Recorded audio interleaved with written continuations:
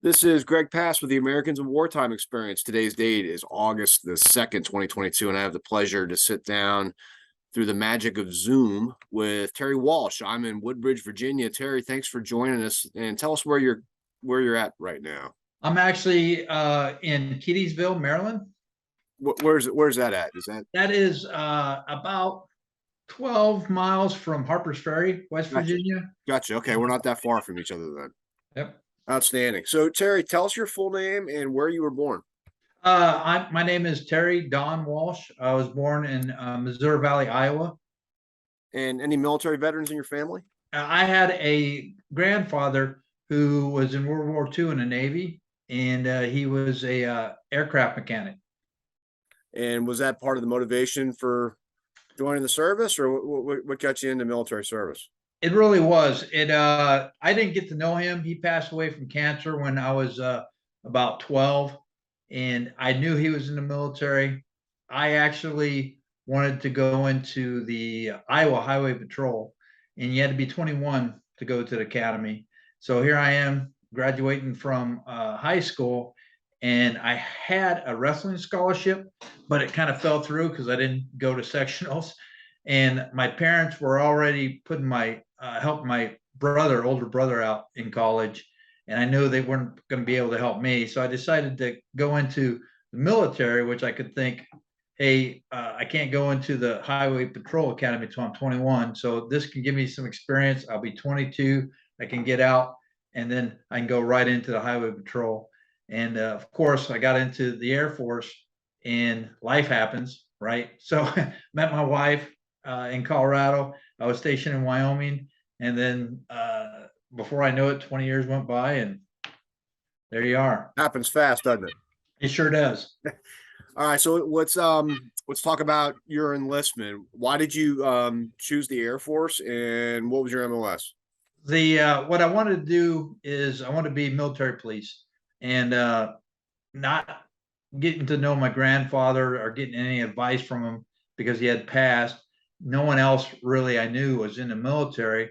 And I went to the mall and I looked at the uniforms, and the sharpest uniform was the Marines. So I was like, I'll be an MP for the Marines. And I sat down in a recruiting office and they showed me the basic training. And I'm like, I'm not doing that. And then I went to the Air Force, and it was between the Air Force and the Army because they both had sharp uniforms. And I sat down with the Air Force recruiter, and they showed me these Air Force cops coming out of this blue tank, and I was like, "That is what I want to do." 20 years in the Air Force, I've never seen that blue tank one time. So Of course not. yeah, So, where did they ship you off to? Oh, well, let me back up. What year was this? this is 1984. In '84. Yeah, Okay, 1984. gotcha. So, where do they ship you off to for your basic and your advanced training? So I went to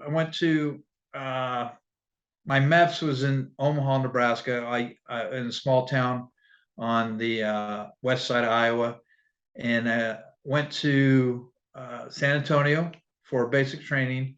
And there's about 17 of us Iowa guys that all kind of went down there at the same time. And I had no clue what I was getting into. And it was funny because out of the 17, 15 of the Iowa guys that I went into, they decided to say they smoked pot during delayed enlistment. And what that does is give you an entry level discharge. And I knew for a fact 3 of them didn't. They just didn't want to. They just wanted to get out of there. And me and this other guy, we didn't. We stuck it through, and I'm glad I did. I always would talk to my dad on the phone. I told him I was thinking about doing it just because it's such a shock from being a civilian your whole life and then getting thrown into basic training, where I was like, I don't know if I could do this. And my dad always told me, well, I wouldn't let you come back to the house. And I'm like, well, I guess I didn't have a choice. But I stayed, and I was in San Antonio for basic training for 6 weeks. And then I believe I did my tech school was in San Antonio too for another 6 weeks. Then I had M60 school, which was there. Then I had Air Base Ground Defense, which was there. So I was in San Antonio for about 6 months for all my training. And then from there, I got my first station, which I was in San Antonio BX, and I got F.E. Warren, and I thought it was overseas. I never heard of it before. And I'm talking to these guys who are 1 and 2 stripers, and they're like, "Oh, that's in Wyoming. You're gonna love it out there. There's a woman behind every tree." And when I got there, there's no trees. I'm like, "Oh, this is going to be horrible." But yeah, I got stationed at Cheyenne, Wyoming, my first duty station with nuclear weapons. Gotcha. So doing physical security type work. Yeah, physical security, doing, they called it sets and cats. And anytime that they did any work on the nuclear weapons, you had to have actual guards there. And it was actually a pretty intense program for a 19-year-old, 18-year-old, codes, security clearances. I mean, you're guarding nuclear weapons. So who wants to be the guy that loses a nuclear weapon? Yeah, And that's a bad day. yeah, it was an intense and a lot of money that they put into your training. And 6 months I was in San Antonio just because they knew that's where I was going. So you had to have that additional training. Gotcha. So at some point in time, Iraq invades Kuwait. Do you remember when you heard about that? And do you, be honest with us, did you even know where Kuwait was? So I actually did know where Kuwait was. I was actually over in Germany at the time, and I worked at Electronic Security Command, and they did something which I had no clue that we could even do this. They would take these skiffs and they would put them in the battlefield, and they would take the enemy's radar and scramble it or make it look like there's many more of our radar. The only problem with it at the time was we had to actually be in the battlefield. So our skiffs had to be wherever they're at. And I didn't do that. I guarded the skiffs, and you had to have a top secret clearance to do that. And when it was getting ready to happen, they got spun up right away because they knew if they were going to go in the battlefield, they had to go, and we had to go with them. So I was over in Germany, and the CO was asking for volunteers because the buildup was happening, and they knew it was going to be any day that they were going to invade Kuwait. And they're asking for volunteers. And I had a lot of the training, which some of the other sergeants at the time didn't have. But they were saying all these people were going up volunteering. And my CO comes to me and says, "Hey, why don't you want to volunteer?" And I said, "Well, who wants to volunteer to go to war? I mean, this is something that you don't know what's going to happen." And he's like, "Yeah, but you got the most training." I go, "You tell me I have to go, I'm going to go." But I kind of like to pick my team. I kind of like to know who I'm going with. It's not just something I'm just going to run up to your office and say, "Hey, send me." I want to know who I'm going with. And the first team went, and then sure enough, I ended up going with a team, and we got sent down to Turkey, right on the border, and that's where which we didn't know any better. We thought it was going to be for maybe a year or so, and I think it was 39 days. So actually, it wasn't that bad. So when did you get to Turkey? Do you remember? Yeah, so I got in Turkey. I think it was either right after they invaded. We got down there, and we got to Turkey. We're at Incirlik, and we were on the airfield, and they were still trying to get the civilians because it was a Turkish base, but joint with Americans, and they're trying to get all the civilians away. And we were having Scud attacks. Luckily, because of the mountains, the Scuds didn't make it over the mountains, but you always had to have your gas mask with you because Saddam supposedly had chemical warfare capability, and you never knew what was going to happen. So anytime we lived in tent city, so anytime you're going to shower, you'd be in your robe, and you'd have a gas mask with you because you didn't know what was going to happen. So tell us about your living conditions there at the air base in Turkey. As intense, you in barracks? How's that work? Oh, we were in tent city. We were at a massive tent city, and I remember they had the Patriot missile system at the time, and it was my first real experience of the fog of war, where you get some information, but it's not the right information, and you're kind of like, what's really going on? And me and my buddy were walking from Tent City to the showers because, of course, they're not right there. And we're heading there, and this law enforcement female pulls up, jumps out of her squad car, and jumps in a ditch and puts her gas mask on. But she doesn't tell us to do anything. And we're like, and then about 5 seconds later, the alarms go off, which is THREATCON Delta, which means get your gas mask on. And we actually see a Patriot missile launch and then explode right above us. So of course we drop down, jump in the ditch with her, get our gas masks on, and then she's got the radio. We've got our just our soap and shampoo. That's all we have with us and our gas mask. And then she clears her gas mask, and we're like, what's going on? What are you taking your gas mask on? I just saw the Patriot missile go off. And she goes, oh, there was a Scud missile came in, but the Patriot took it out. We're all clear. And I'm like, I don't think so. I don't think it happens that fast. But the information came back. It wasn't a Scud missile coming in. It was a F-111, and the Patriot missile locked onto it and went after our own aircraft, and they had to detonate it so it didn't take out our own aircraft. Wow. But when you're there and it's above you and it's happening, you don't know what's going on. So yeah, it was pretty exciting. So how long were you there for? So we were actually there for about, and we thought we were going to be there. We had no idea. We packed for 6 months, and they said they were going to rotate us out in 6 months. And I think we were there 39 days. We actually came back because it actually was over sooner than anyone thought. Yeah. Now, were you married at the time? I was married.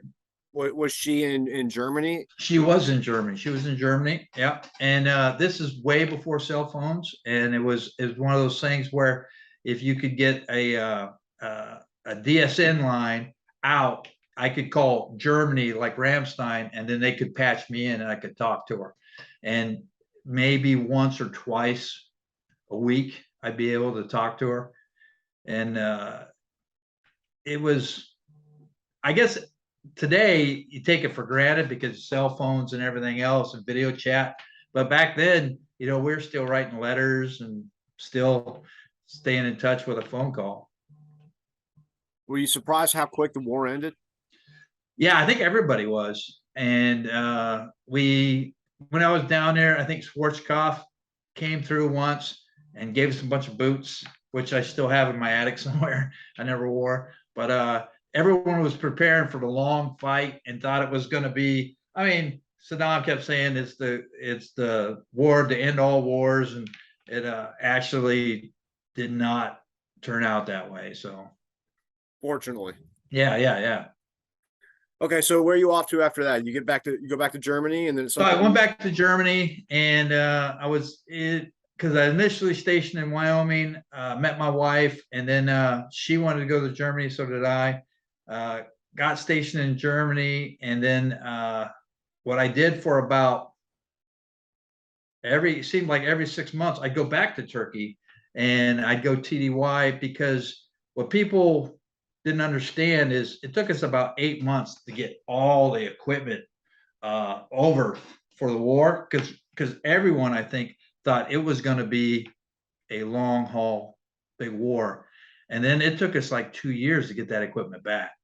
So they didn't have the security at that small base. So what they would do, they used it as a staging base, and we would rotate out, go back down there for 6 months TDY to help them out with their security until they got all that equipment out. Gotcha. So after Germany, where are you heading? So after Germany, I was all excited. We wanted to go somewhere new, and the curse with a top secret clearance and all the money they put into you is they want to use you for having that experience, and they sucked me right back into Wyoming.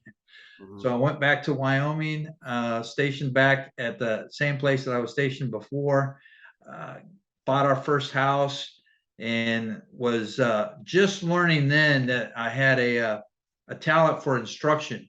and I really liked to teach, and I was good at it. So I started teaching at the unit training in Wyoming, and then I got selected to be AMC trainer at what was called the Air Mobility Warfare Center in Fort Dix, New Jersey.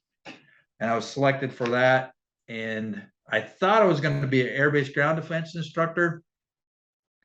And in 97, in 94, I went back to from Germany to Wyoming. And then in 97, I got selected to be an Air Mobility Warfare Center instructor, which is a command level instructor. And didn't really know a lot about it, just know that I was going to be teaching. And I get there and they said, hey, you're going to go through the Raven course and you're going to be a Raven instructor. And I'm like, great, can't wait. What's Raven? I didn't know anything about it.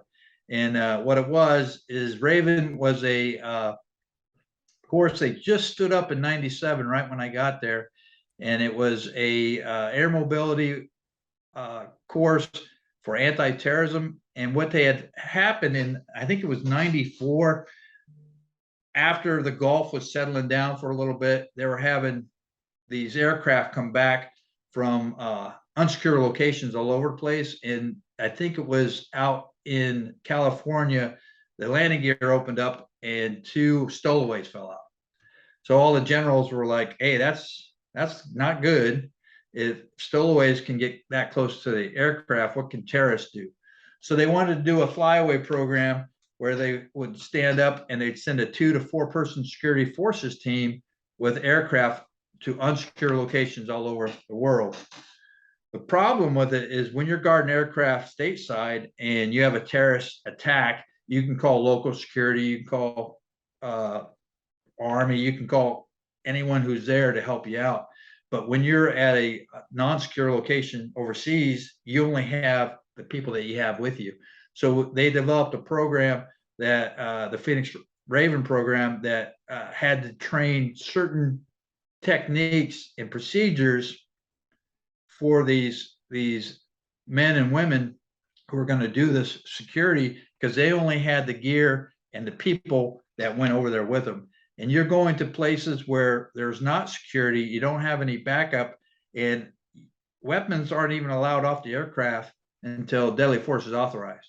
Well, if you think about that, that's a problem, because if deadly force is authorized, it's a little late to have the weapons now come off. So we had to come up with unique training to help security aircraft when they're overseas. And I ended up doing that for about 7 years. What kind of aircraft are you talking about? Yeah, we're talking about any cargo aircraft that would go to a location that didn't quite have security. So if it's going to Ramstein or if it's going to England and it's an Air Force base, it's not going to have Ravens on board. But if it's going to Bogota, Colombia, or going to Lithuania, or doing a humanitarian to Bosnia, or going to Afghanistan, and they don't have security, you're going to have a 2 to 4 person Raven team on board, and they're going to provide security for that aircraft. So, did you do any of that work yourself as well, or were you doing the? So you actually have to, before you can actually teach, you actually have to go through the program, and it was a very intense 2-week, 10 to 12-hour days. One of the hardest things I ever did to qualify. Actually went through it the first time I tried in 97. I didn't make the PT test. I'm a big guy and I didn't pass the run. So they said, hey, 2 weeks, you can try again. Took me the second time. I passed it. And then once you pass it, you can start teaching it. And then when we had downtime, they would send us on missions. And I've had been to Bogota, Colombia. I've been to Lithuania, and I did my big one was when I went to Afghanistan. Mm-hmm. So, let's talk about Afghanistan then. A good time to do it to lead into that. Yeah, sure. So Afghanistan was this is now the war on terror after 9/11, and we had my son was scheduled to be born on 9/11. So I went on leave to sign off leave, and I'm in at the squadron, and I'm talking to the guys at the unit, and they're like, "Hey, a plane just hit the one of the towers." Oh, wow! So go to the hospital because I got to do more paperwork, and I get to the hospital, and the guy, can you believe another plane hit the other tower? You know, what a coincidence. And I'm already thinking, because that's in my brain, this is not a coincidence, this is an attack. I go, get this signed, because my wife was, our due date was 9/11, and she's at home, and I know she's watching it on TV. And at the time, Fort Dix was an open base, and they had DOD security, so you could just drive through it. Well, because of the attack, they didn't know what else was going to happen, so they're locking down all these open bases. And I can drive off, but they were stopping people from just driving through the base. They're stopping them. And as I'm driving off, I see these DOD cops have their weapons out because this guy drives around them because he's been driving through Fort Dix for years, and they're pointing their guns. And I'm heading towards my pregnant wife, thinking, what is this, the end of the world? What's going on? And I get to the porch, and she's out there crying. Luckily, my son isn't born for 3 more days to the 14th. The whole unit, we stopped teaching what we were teaching, and the whole unit deploys to Qatar.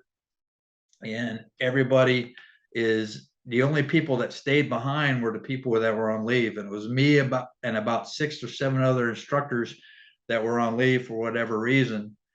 And what was crazy is when that happened, we had really nobody to teach, and the Army had deployed all the Army out, and they had reservists who needed use of force training.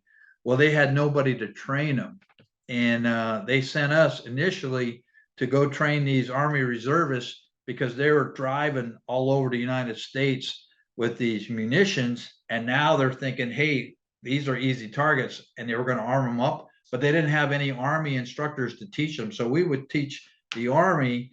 And then I believe it was in late November, I get the call that they want to send, and when you get a Raven mission, your number gets called up. And my number is 71.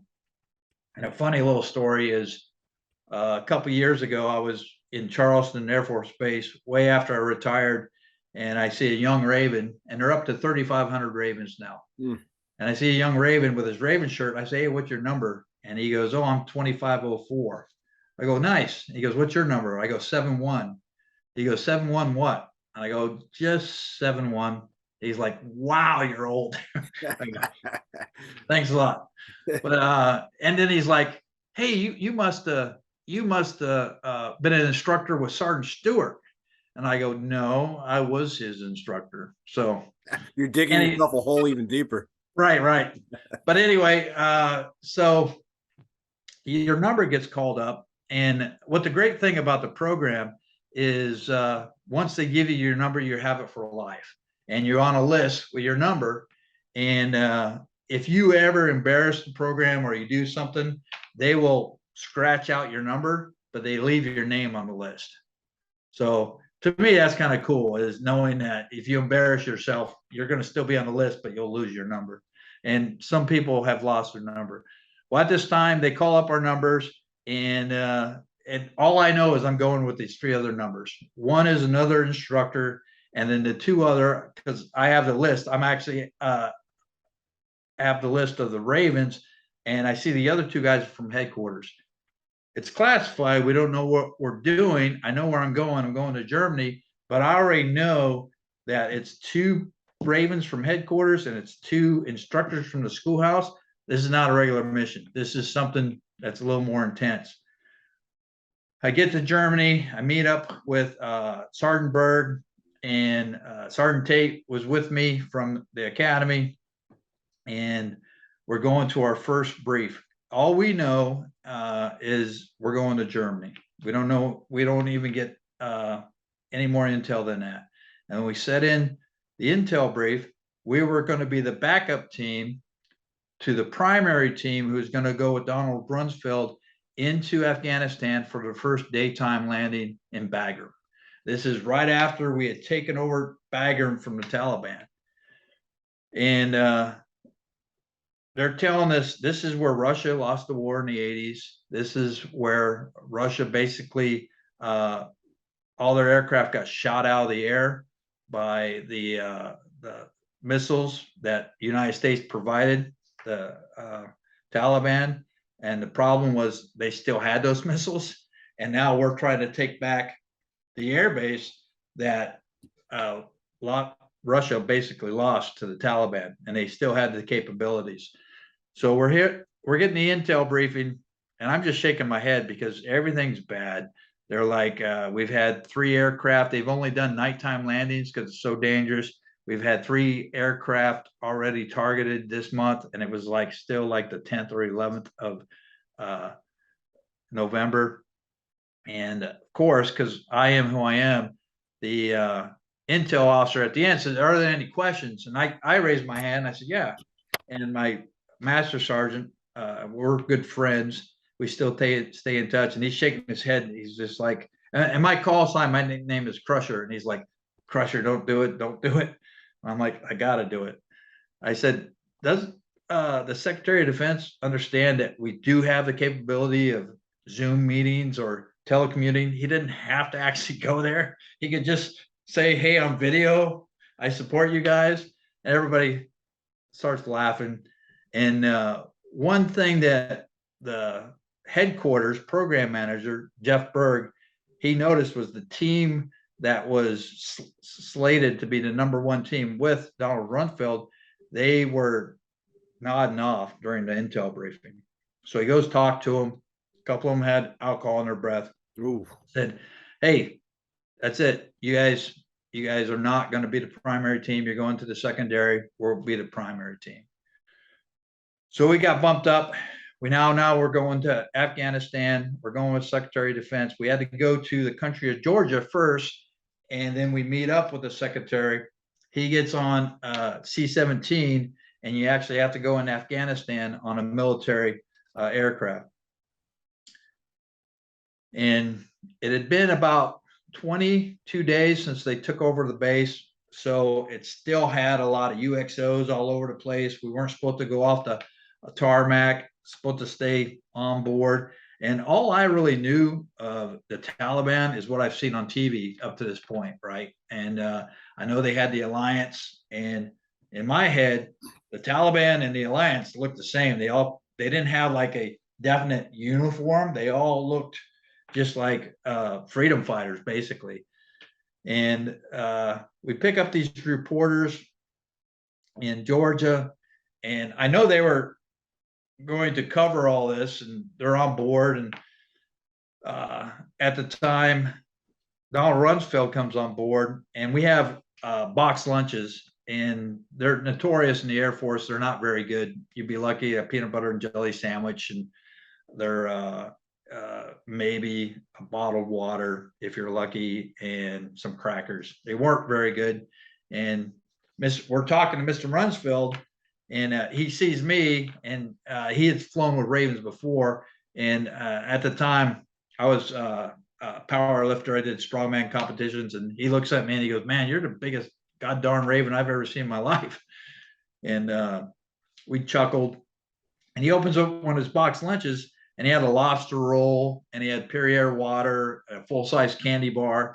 And he goes, "I don't know what you guys are complaining about these box lunches." And I said, "Sir, they didn't know which one you were going to get, so they made them all really good. I'm not complaining because I've got 2 of them, so I'm happy."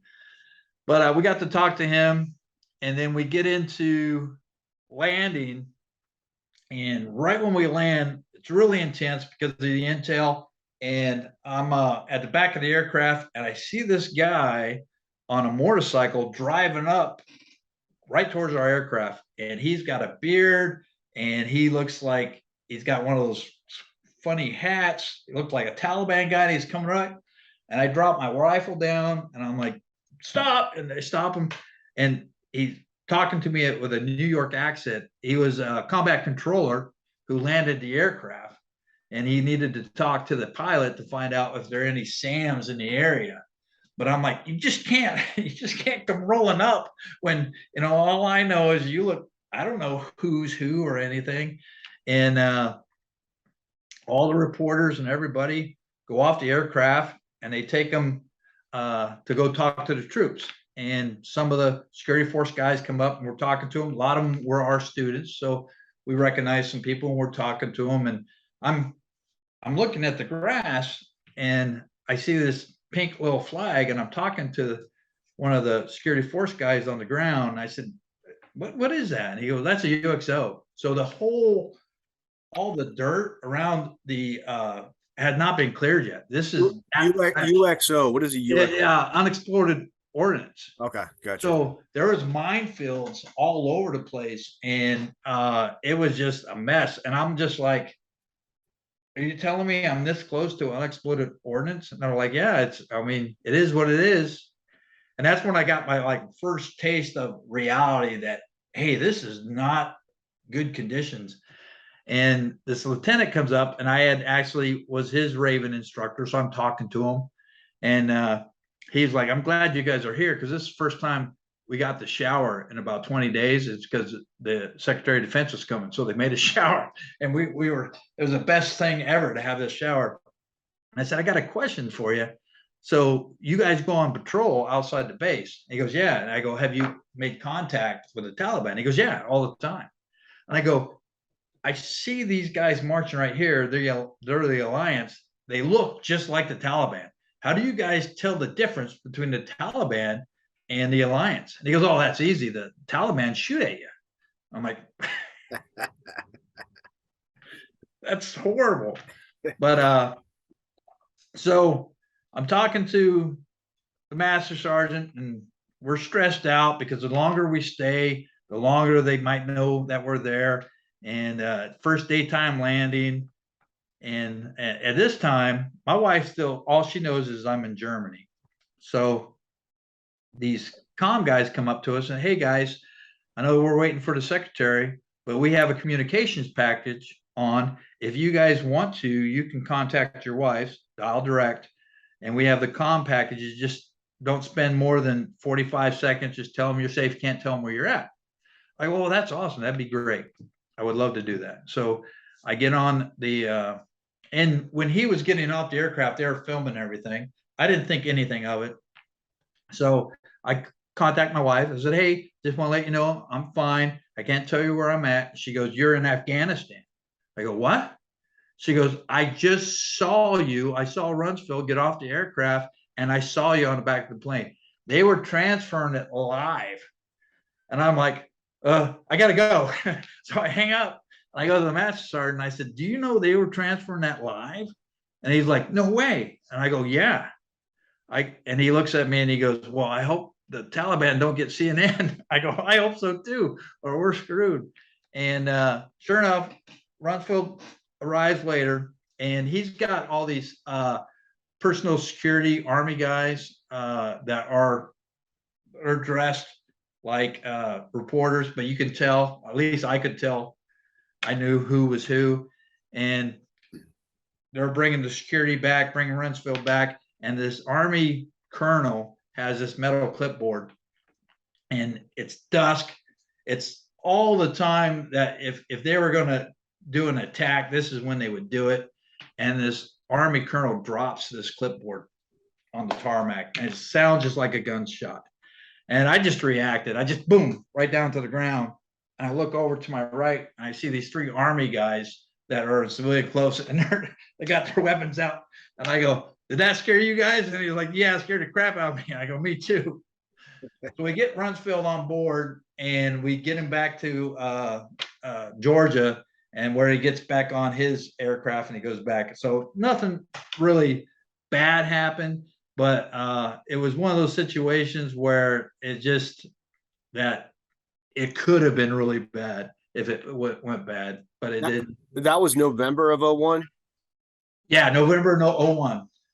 First daytime landing.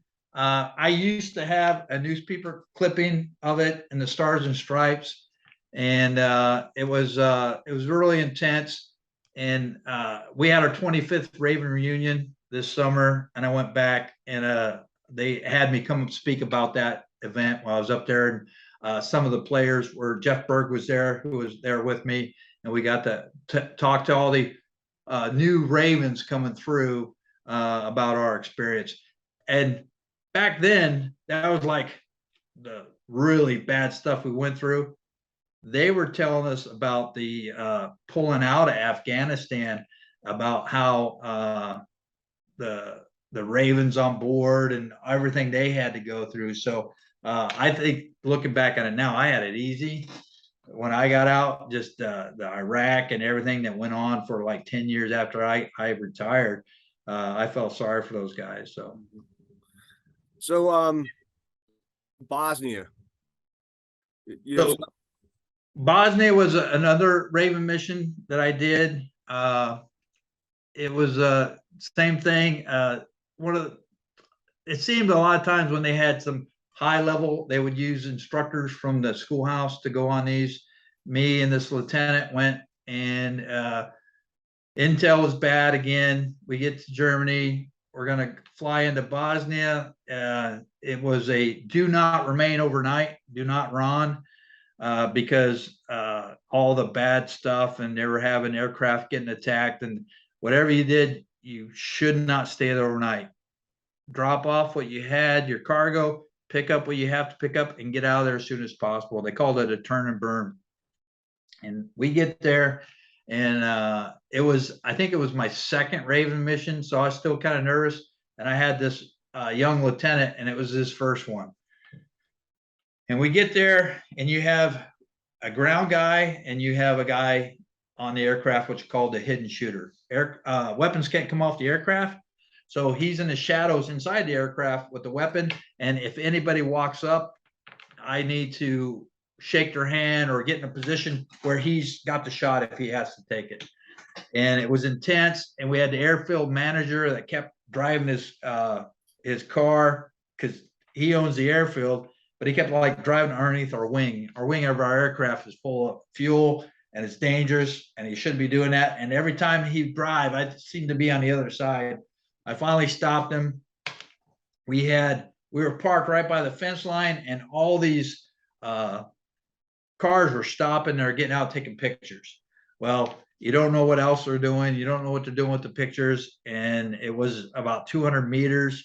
So if they had a weapon, they could be really close. It was just a very intense situation. And we had this one guy pull up. He goes to his trunk. He undoes his trunk, and he reaches into his trunk. And the lieutenant was dead on him with the scope, and just knew he was going to pull up a rifle. And he pulled up a telephoto camera. So nothing happened. And the crew chief comes up. We're getting ready to leave, and he can't get the engine started. And they're saying, if we don't get this engine started, we're going to have to remain overnight. And they told us the whole time in the intel brief, don't remain overnight. It's too dangerous. Don't remain overnight. If you don't have to, don't remain overnight. So I go to the crew chief and I go, why can't you? He goes, I got to take the engine cowling, and we have an engine cowling stand to hold it open so I can work on it. If I could have that cowling with us, I'd be able to work on the engine and I could get it started, but I don't have that. And I go, well, what's it do? He says, well, it holds the cover of the engine, which is 250 pounds, out of my way so I can work on it. And I go, I'll be your cowling. I'll do it. And he's like, can you hold that for like 15 minutes? I go, is it going to get us out of here? I'm going to do whatever it takes to get us out of here. So I held it, and I'm thinking he's going to work on the engine, because I always thought the mechanics were like, really. And he gets this rubber mallet and he just starts pounding on it. Whatever, it worked, and we got out of there. So I just remember getting us out of there, and whatever it was going to take. And the lieutenant was like, wow, wasn't it heavy? I go, I could have held it for 15 more minutes, and just as long as it got us out of there. So did you work with the Raven program for the majority of your career? I did it right at the end, the last 7 years. I did. I worked it for 4 years, and then I got an assignment to Iceland for a year. I went to Iceland, and then I came back, and then I actually took over the program. I was the program manager for the last 2 years that I was in. Mhm. So, is that program still going? I assume you mentioned there's, yeah. Yeah, it's still going. It's still going strong. When they were pulling out Afghanistan, do you remember the aircraft? They had everybody hanging off of it. Yeah. That didn't have Ravens on board. And I don't know if it had Ravens on board, if that wouldn't have happened. All I do know is that didn't have Ravens on board, and no other aircraft had that happen. And from my understanding, all the other aircrafts had Ravens. They had a miscommunication for some reason. That aircraft didn't have Ravens on board. The other aircraft did, and they never had incidents with the other aircraft. So, Raven program is still running strong, and I'm proud to be a legacy of that. So. So, Wore my shirt. I see that. So I see you've got your number on there too. Yeah. So, so what year did you end up getting out? I got out in 2004. 2004. Yeah. So what have you been doing, keeping busy since then? So 2004, the Air Force wasn't hiring civilians, but the Coast Guard was. And one of the things I did in the Raven School is I was a defensive tactics instructor. That's what I specialized in. And the Coast Guard was hiring law enforcement defensive tactics instructor. So I got a job in Charleston, South Carolina, did that for 5 years. But because of me being a program manager with the Raven program and my education, I ended up becoming the assistant training officer for the Maritime Law Enforcement Academy in Charleston. I did that for an additional, I think, 8 years. And then I ended up transferring up here to Harper's Ferry at Customs and Border Protection, and now I work for Customs and Border Protection since 2018.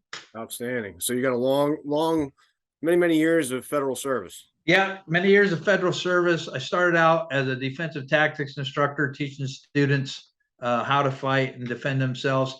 You only can, that's a young man's game. You only can do that for so long, and your body just breaks down, because after you teach them how to fight, you have to fight them. And you can only do that for so long. So now I teach instructors how to teach. Mhm. So it's more of a classroom, and I teach instructors how to develop curriculum. So. And I'm sorry, that's under what program? It's Customs and Border Protection up in the Harper's Ferry, the Advanced Training Center. Outstanding. And it's funny is I basically kind of do what I did when I was in the Air Force, but getting paid as a civilian, you make a lot more money. So yeah, no doubt. Yeah, no doubt. All right, so you're wearing a shirt right now showing some, your military service. If you were to go out tonight and grab a gallon of milk at the grocery store, and some kid comes up and says, "Hey, I'm thinking about enlisting in the Air Force," what advice would you give to him or her on how to be successful in the military, whether it be Air Force, Army, Marine Corps? So that's the main thing I would say is why you want to do it. What are you trying to get out of it?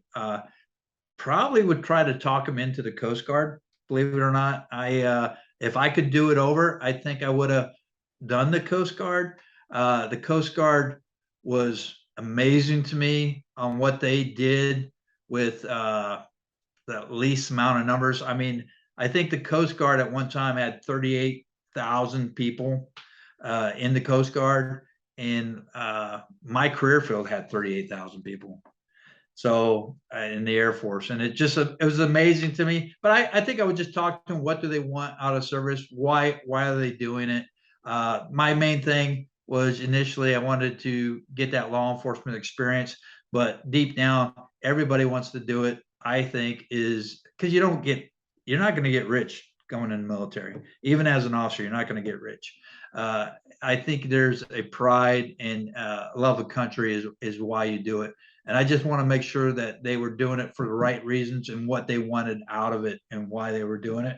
And I would try to guide them with how they could excel at what point. It's funny is some people love the branch that they're in. I loved the Air Force at the time, but I respect all the other branches. I worked a lot with all of them, the Marines, the Army, the Navy. It was a great experience, and I think you kind of just got to be smart when you decide what you're going to do, and try to give them an expectation of what it's going to be like. Now I know it's different than it was when I went through, but just let them know. I had a lot of nephews and family friends that come to me and ask me, what service should I go into, and I get done talking to them, and they change their mind Mhm. because it's a commitment. It's something that is this what you're willing to do? Are you willing to give up your life? So, and I was, and I think you got to have the right mindset. So, How do you think your experiences in the military shaped you into the man that you are today? uh, I definitely feel that's a good question because the civilian world is totally different. It is something that you just got to kind of wrap your head around. And I struggled with it my first couple of years where I would get done with an 8 hour day and they're like, hey, just drop that and finish it tomorrow. And I'm like, no, I'll finish it now. No, you can't finish it now. You're a civilian now. You can't be here more than 8 hours. And that was a concept I couldn't get my head around because in the military, you're there till the mission's done. And if the mission's not done, then you're going to stay.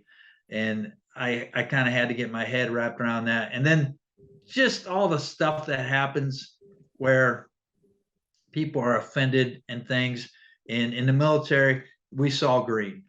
Uh, I don't care if you're blue, white, orange, you're green because you're in my foxhole. You got my back, I got your back. If you don't have my back, I don't care what color or sex or preference you are, you either have my back or you don't. And if you don't, I don't want you in my foxhole. And that's the difference, I think, where people get spun up about the whole wokeness and stuff. And I'm more like, hey, I'm willing to watch your back, watch my back. And you don't get that as much in the civilian world. Yeah. So in a few weeks, you're going to receive a flash drive that's going to have this video on it, and you're also going to get some instructions on how you can send and submit your story to the Library of Congress Veterans History Project. As long as the United States government is still standing, knock on wood, it'll be here 100, 200 years from now. One of your great grandkids might stumble upon the video. What would you want them to know about your service to your country? Uh, I want them to know initially I kind of did it for my own reasons, but looking back at it, I think I did it more for it kind of I always kind of knew I was destined to do it a little bit. My grandfather did it. And once I started getting into it, and that's the thing I said earlier is, I was going to do it for 4 years and that was it. And then life happens and you find out the responsibility. I was at one time, I was 21 years old and I was responsible for the security of nuclear weapons through 3 states.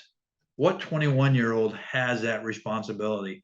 I mean, I had one time I had a person call me up with we had a code for a situation, and basically if we're going to be stopped more than 5 minutes, they had to let the president know on a convoy.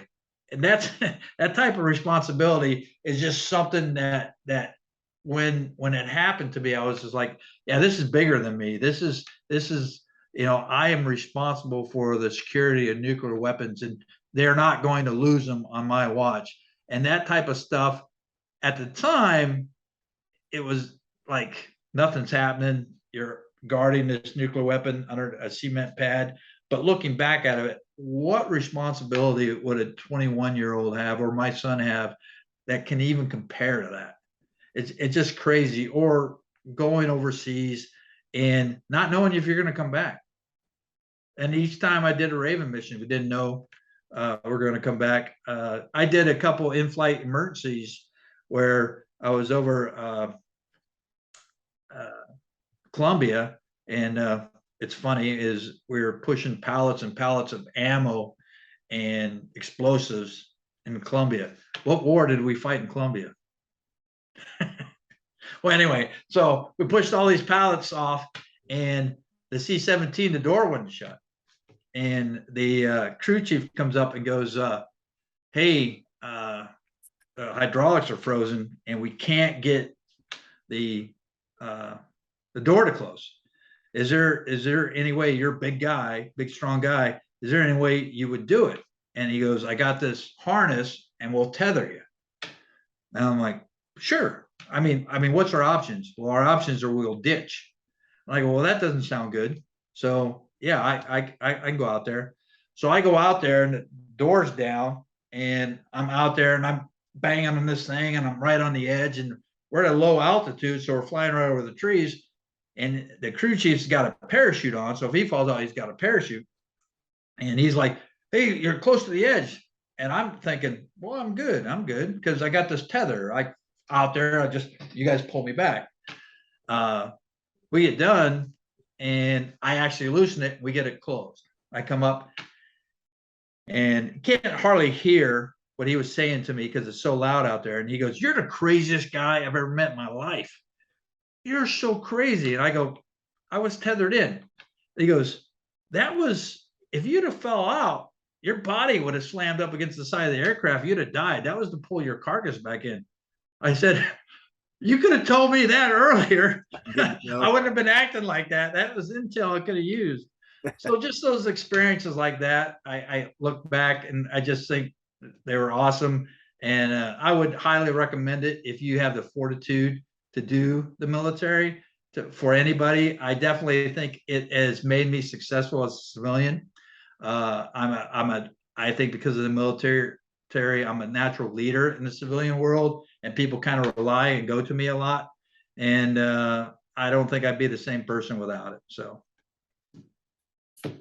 All right. Well, thank you so much for spending time with us. So on behalf of the Americans in Wartime Experience, I thank you for that. And more importantly, I thank you for all your years of dedicated service in the military and beyond. I appreciate it. Well, thank you. I'm passionate about it, and I hope it went well, our dear expectations. So Outstanding.